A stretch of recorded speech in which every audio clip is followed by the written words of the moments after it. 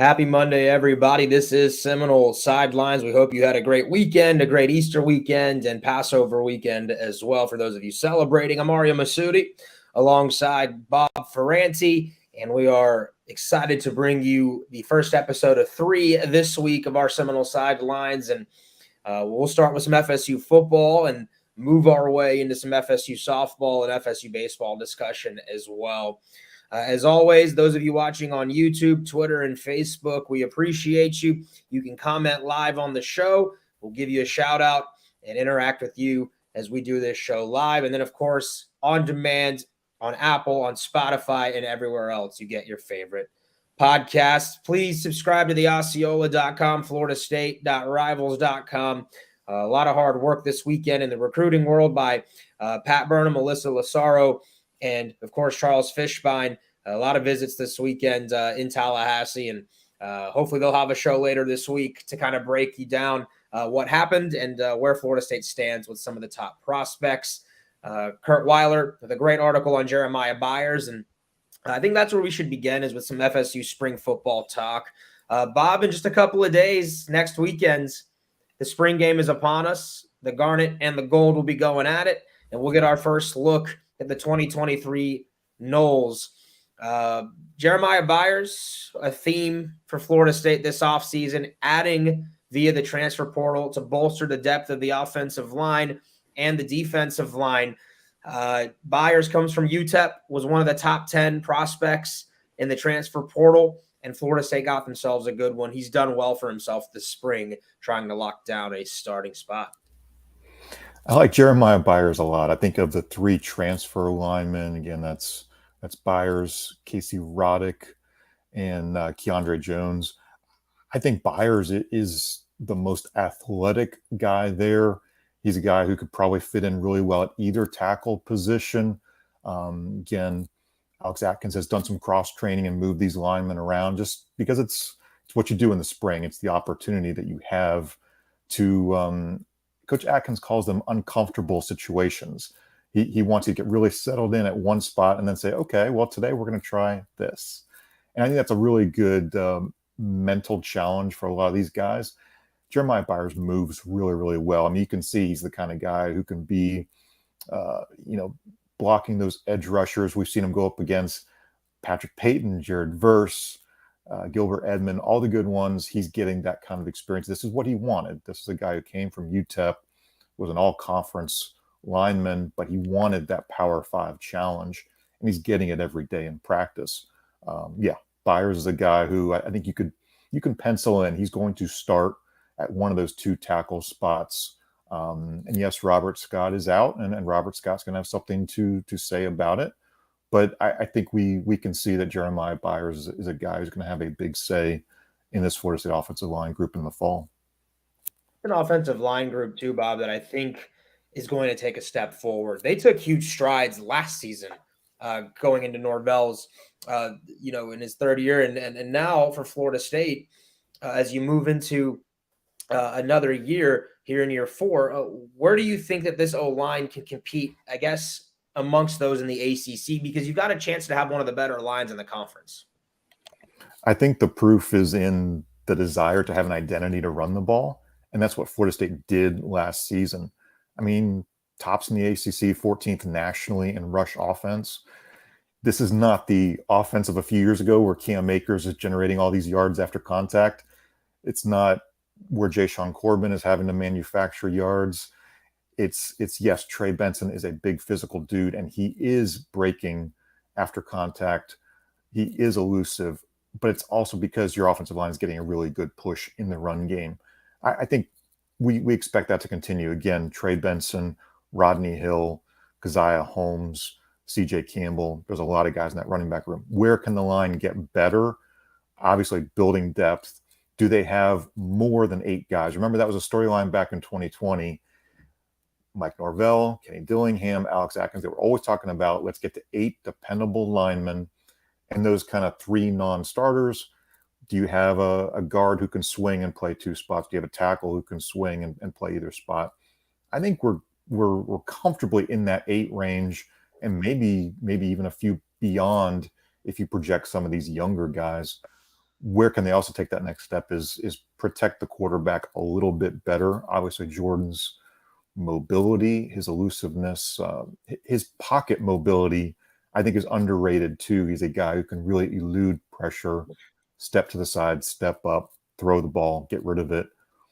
But we need to see the sack totals come down just a little bit more. That's where I think Florida State can don't get in second and long, third and long, be forced to punt. You want sustained drives. The sack can't be that negative that just halts what could be a really good drive. I laughed at the reference that Byers made to the media in the article that Kurt wrote about, have you ever seen the Showtime Lakers on HBO? And he said, Jordan Travis, that's Magic. Johnny Wilson, that's Kareem. I'm just joining the bandwagon. It's going to be one of the most explosive offenses in the country, and it has a chance to be, man. I mean, it's got a shot to be not just the best in the ACC, but when you look at the numbers and the jumps that they made last year, it's got a shot to compete for number one in the country in terms of offensive efficiency and firepower. You've got the weapons, especially the skill position, as you mentioned, Bob. But in that O-line, it's going to be important. And for Byers, who comes in with that experience, I think that's something that Norvell was really looking for, is guys that have played a number of games. You can throw them in. They can learn the terminology, the schemes. They can mesh with the locker room pretty quickly. Byers has done that, and by all accounts, he's positioning himself for a starting spot. Who are competing there, in your opinion, in your mind, for some of those tackle spots? Because they are cross-training some of the guys to be able to then play guard as well, because you want to find your best 5 guys that you can put on the line. And you said it too, right? You want 8 or 9, but you're going to find your 5 best to start, and that could come from a variety of ways. Right. I'm looking at our pre-spring depth chart on the Osceola, and obviously we have not updated that in spring because Mike Norvell wants to de-emphasize what a depth chart looks like. But if you just look at the names there, yeah, I mean, I'm confident that we're looking at 8 to 10 guys on the offensive line who you can really lean on. And you know, we have not, I don't think, forgotten about Bless Harris in any respect, but it's just fans only saw Bless Harris, you know, for that one game before he got injured.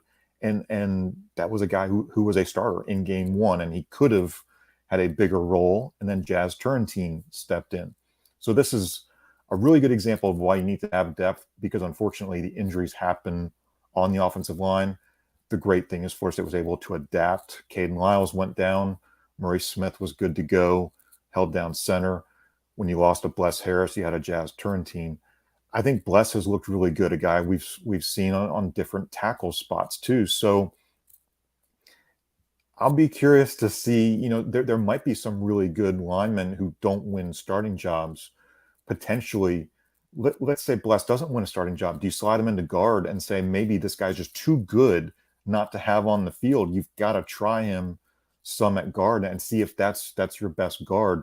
You know, again, we've seen a Casey Roddick at guard and center, and he's looked better at guard. He just hasn't played center all that much at all in his life. So of course he's not going to kind of fit right in at center.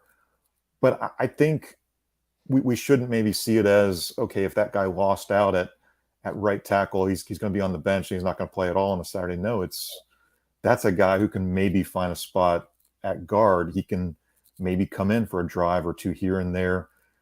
Heat, humidity, you want to kind of just give somebody a breather. You have those opportunities now where you can really build that depth game after game after game. So the confidence in this offensive line group from where it's come in 2020 to now, I think you may not be able to see that in the spring showcase. It may not be evident with a limited number of plays or how they segment that scrimmage. It's not going to be a true game. It's going to be more of a scrimmage in that showcase format.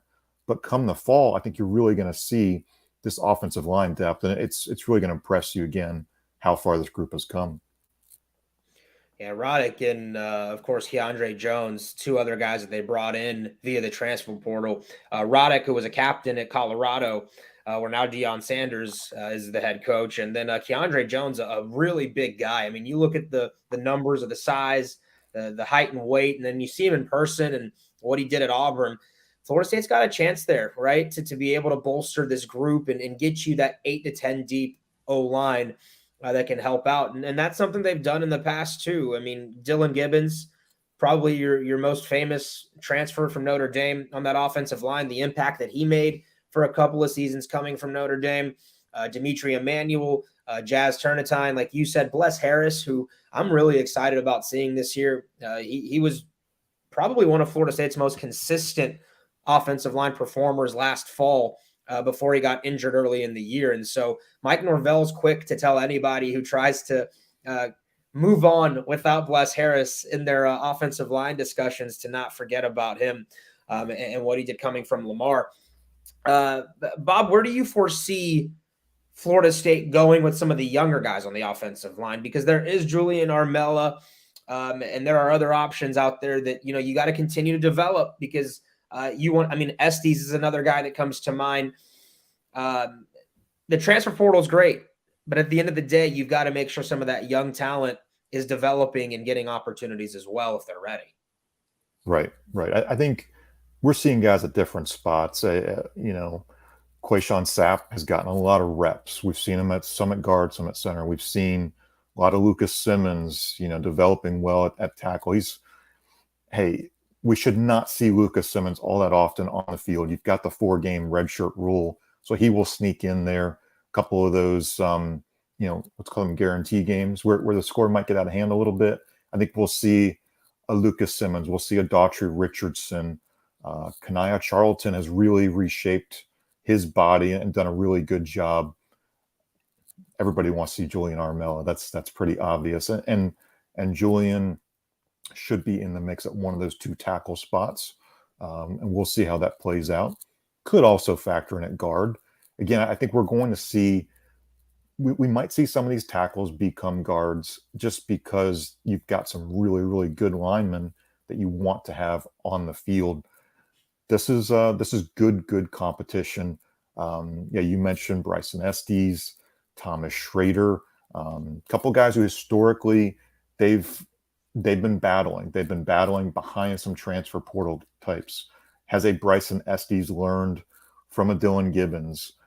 Zane Herring has had some injuries and he's missed a lot of time due to injury in his career. Can he stack some good practices and get there?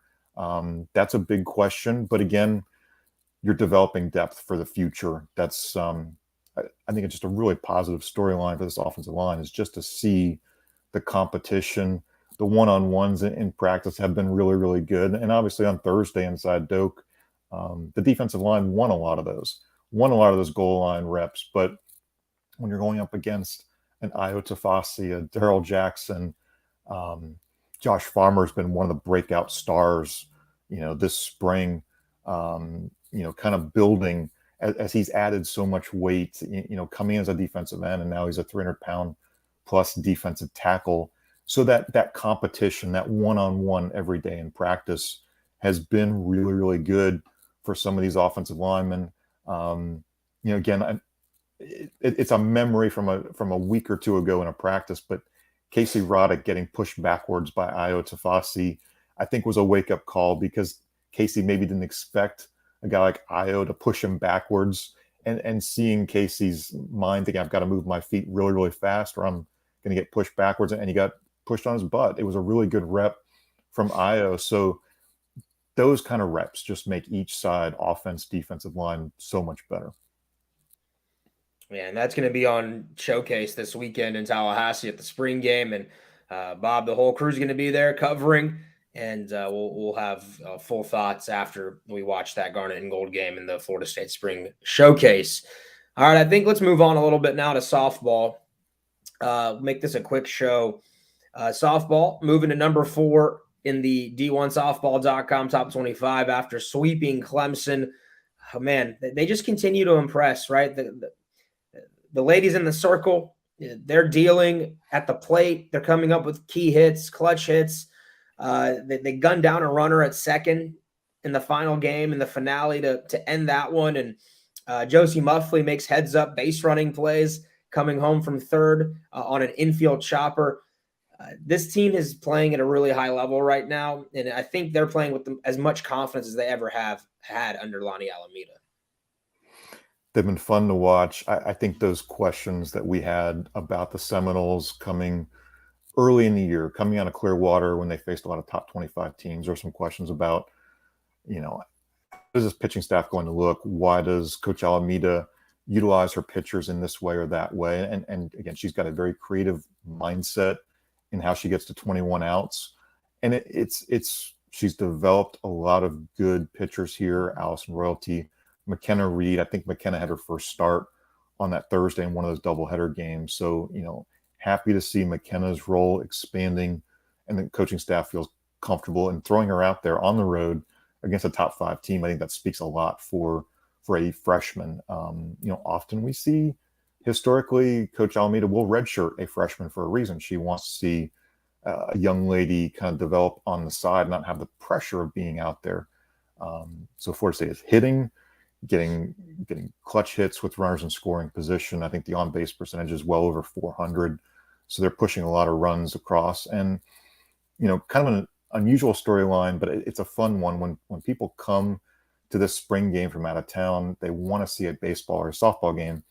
Historically, we have not seen baseball and the schedule align to where there's games at Dick Howser Stadium. There's a lot of excitement about softball games being here this weekend so that fans can see the softball team over at Joanne Graff Field. I think it's what's going to make those crowds a little bit more entertaining. Wrigleyville is going to become, an expanded Wrigleyville because we'll see fans, just about everywhere in the stands, on that party deck, in the parking garage.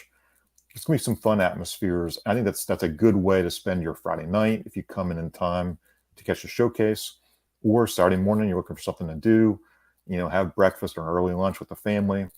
Head on out to Joanne Graff. You can catch the softball team. I think it's at 1:00, and then the spring game is at 4. So good opportunity to kind of mix in different sports and catch a really fun, entertaining softball team this weekend too. Yeah, they're really good. And I think this is a chance for those out-of-towners to come in and see Lonnie Alameda's team up close. They've renovated the stadium. It's beautiful. A bunch of new places you can sit. They've got a deck out behind the third baseline in the left field, and then some premium seating in right. It's a gorgeous facility, and they're playing at a high level.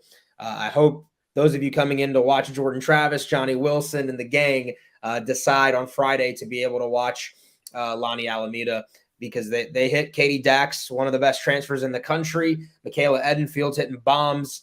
Mac Leonard is doing her thing, and they are in the circle. Kat Sandercock, and if you haven't seen McKenna Reed yet in the circle, I promise you it's worth your time, a star freshman. So for those of you coming in this weekend to watch football, UVA's in town too. I believe they've moved the game to 1:00 on Saturday for softball to give you a chance to watch that. Maybe you pop over to softball and then you go to your tailgate, or maybe you tailgate at softball. Who says that you can't? I'm pretty sure they sell beer at softball games. So if you need a couple of brewskis, head over to Joanne Graff Field. So we'll keep tabs on them, Bob. Their schedule is going to continue to get a little harder. After Virginia, they go to Virginia Tech. So some of their most difficult ACC opponents are all coming on the road. Duke, Clemson, Virginia Tech. And so far, the Noles have passed the tests with flying colors away from Tallahassee. So things will get tougher. I believe they still have 2 games against the University of Florida, if I'm not mistaken. There's one in Tallahassee and one in Gainesville still. So the Noles still have some opportunities to bolster their RPI and their resume. But the guys, they're number 4 in the country. They're going to do their job. They're going to host. And that's a team that's going to push to make it to OKC again, if not be one of the favorites to possibly win that thing out there this year. So, again, one last time, those of you coming into Tallahassee this weekend for FSU football, you can catch some FSU softball, 3 games on the weekend, Friday, Saturday, and Sunday. So those of you not going home till Sunday, I believe softball plays around lunchtime on Sunday too, if you want to catch them before you head out of town and go home. We've talked about some fun. I think we started with positive on the show.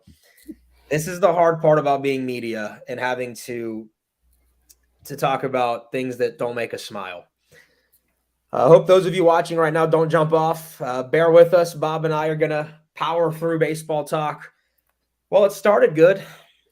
Thursday night, Jackson Baumeister shoves, offense hits some bombs, and then Bob, what happened the rest of the weekend? They couldn't find runs at the plate. Right. Pitching was not great. You know, it feels like the same old, same old. I just Yeah. we if we sound wounded, we are wounded. I mean, I think at this point, 13-18, 4-11 in the ACC, you needed this week to kind of be a big one. You know, you and I came on last week and said if this team can go 3-1 against JU and Clemson, they could put the pieces together and start to swing that pendulum back around. And instead, they went 1-3. Kind of looks the same. And you lost 2 games to a bad Clemson team. I mean, Clemson's really bad this year. Probably won't make a tournament themselves. So tough. I don't know. Where do you go from here? I think what we ask as fans and media, you need to be fun to watch. You need to be competitive.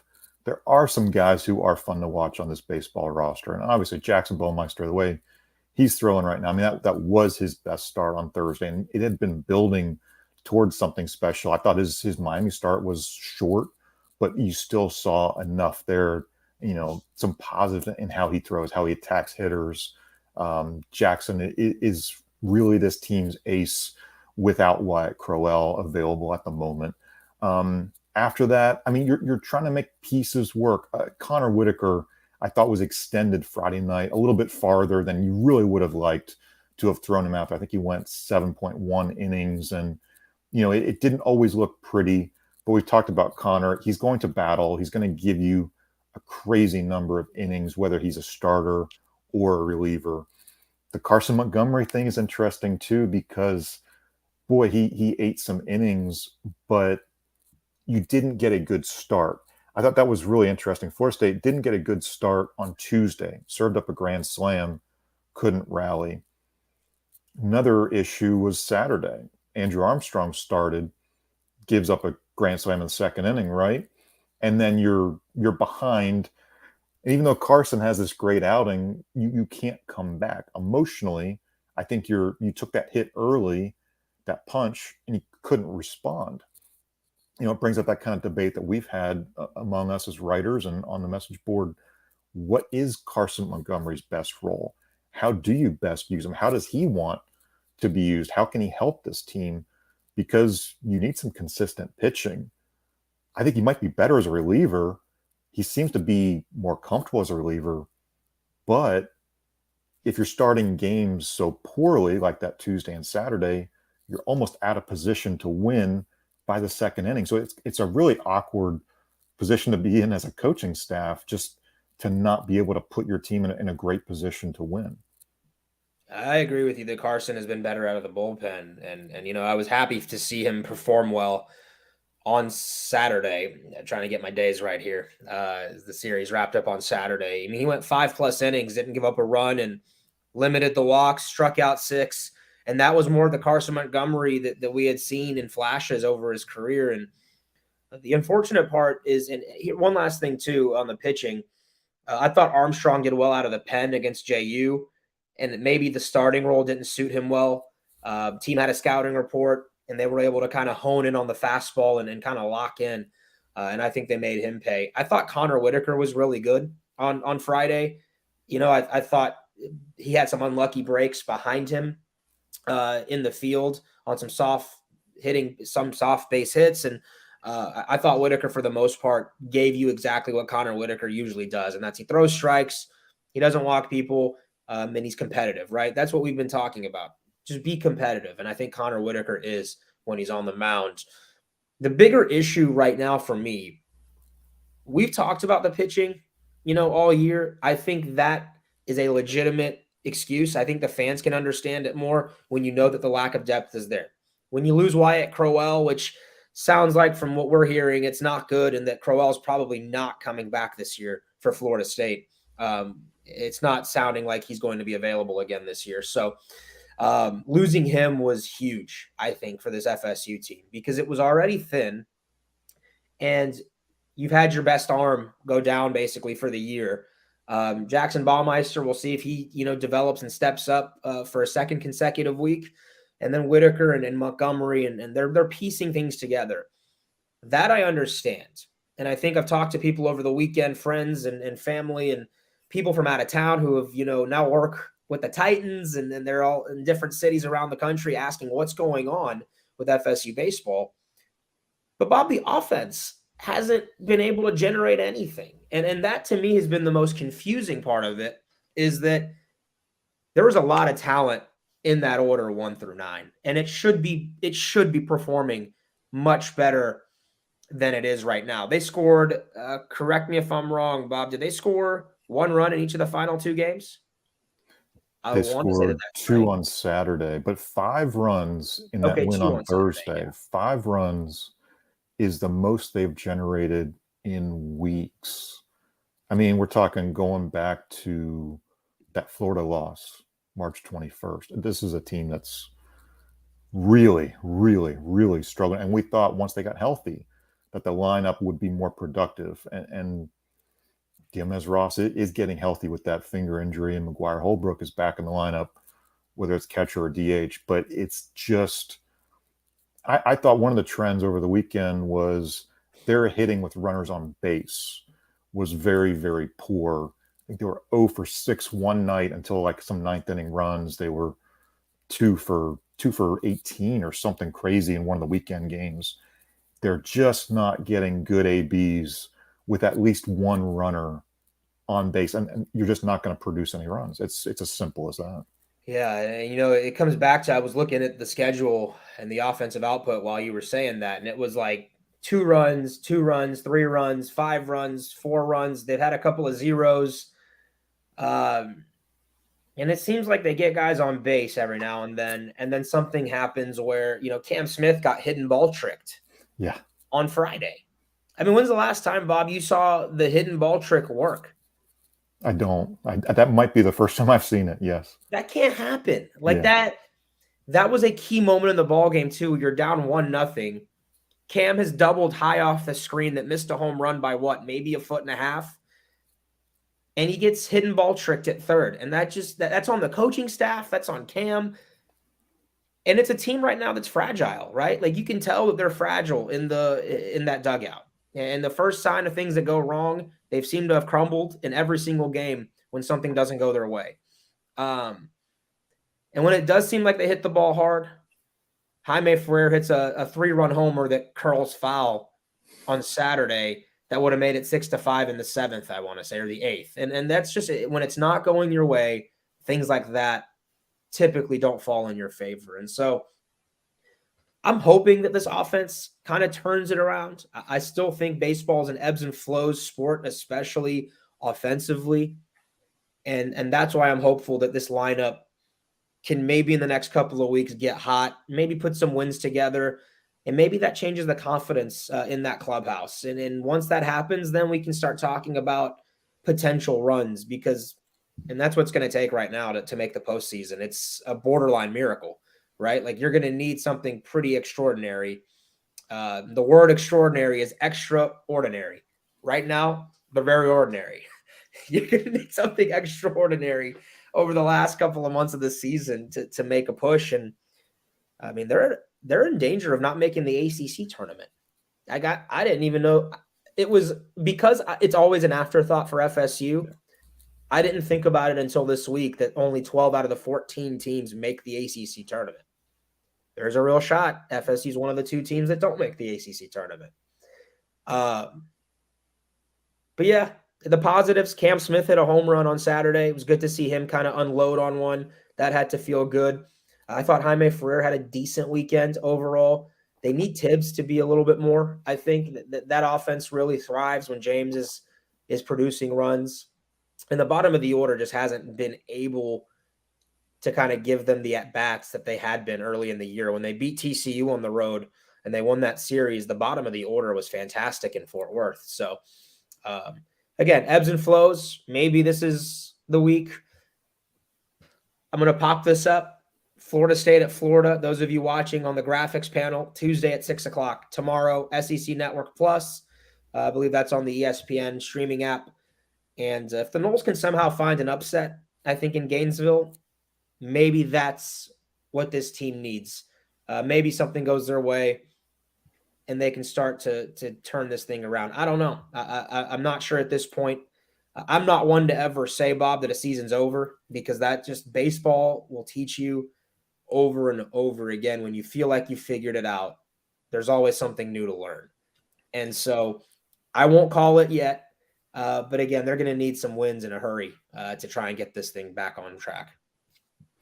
I think when you're a baseball team, sometimes you ask yourself, what can you lean on each game to be a constant for you?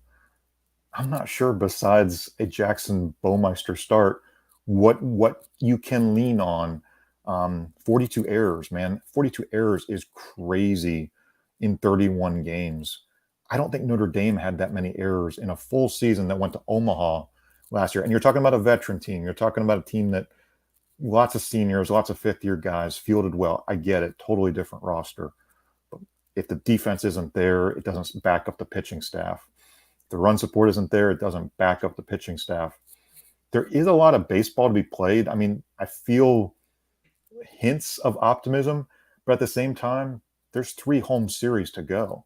There's not a ton of baseball in that regard, just because this isn't a team that's played well away from home. So you've got to do some damage on the road. You've got to take that business-like approach, go up to NC State, see if you can't steal, at least one, but be competitive in a couple of these games. You've got to figure it out.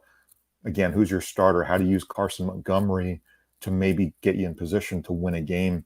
Still a lot of questions, oddly, for a team that's 31 games in. It kind of feels weird that we have this many questions this deep in the season. We've seen some losing streaks in late March, April with a lot of teams. Going back to 2017, 2019, a lot of those Florida State teams did struggle. It wasn't pretty until you got close to the postseason. But this is a team that just hasn't found it yet. And I think we're all kind of wondering, are they going to find it? Can they find it? That's the $1 million question, Mr. Ferrante. We'll see. I mean, baseball, 11 used to say you're only as good as your next day starting pitcher. Unfortunately, that's like the worst mantra for this specific club. But the point being, baseball's new every single day. We'll see if they can get it done against Florida. Maybe they can. The rivalries are unpredictable. The Gators have kind of had their way with FSU, especially in that ballpark at the Condren family ballpark. I've been the last 2 seasons. It is a beautiful facility. They've done a great job with it. Very spring training feel. Not a great environment. It's not loud. Again, it feels very spring training. So FSU probably, you're not going into a hornet's nest. So the Noles will have to play the game cleanly, because the last 2 years have ended in a walk-off home run. And Bob, I am not going to make it this year. I think I have decided to stay home. Maybe that's what this team needs, is for me not to be there in person. And if that's the case, I will do my part the rest of the year if they win, and I will find a way to stay away. We'll see. I think we all know mine on that one. But Florida State, Florida, Tuesday, 6 o'clock. We talked some softball today as well. If you're just joining us, the Noles are number 4 now in softball. Top 5 team again for Lonnie Alameda. And Jeremiah Byers, great transfer for the O-line. That O-line depth continues to impress, and I think they're trying to figure things out this spring. The Seminole Showcase is on Saturday, 4 o'clock, Garnet and Gold game for the football program inside Doak Campbell Stadium. Our next show, live Wednesday, 12:30. It'll be on YouTube, Facebook, and Twitter. See if Pat and Fish can maybe get us a recruiting show in the middle of the week and answer your recruiting questions. So come locked and loaded with your questions for those guys on Florida State's hopefully future prospects and future Noles. And then, of course, always subscribe to the Osceola.com, floridastate.rivals.com. Want to thank everybody for watching YouTube, Facebook, and Twitter. This is going to be available on podcasts for you guys who want to listen on demand, driving home from work, on the way to Doak, whatever it may be this week. That'll be on Apple, on Spotify, Google, everywhere else that you get your favorite podcast. Bob, good job today. Enjoyed it. About half an hour here on this Monday afternoon. Anything that you want fans to be looking forward to this week from the Osceola? Yeah, we've got some fun stories in the works. I know Kurt Weiler's working on some second-year players that he thinks has impressed in the spring football season. So look for that later on Monday on the Osceola. Obviously, Tuesday, Seminoles will be back out on the practice field. So we'll get a look at, I think that's practice number 12, if my math is right. So we're coming close to the finish line. Tuesday, Thursday, spring showcase on Saturday. And don't forget, of course, they have one more practice on the back end of the spring next Monday. So we're getting close to it. The final few practices of the spring. And of course, we'll have full coverage Tuesday night, observations, videos, and more reaction from players and Coach Norvell.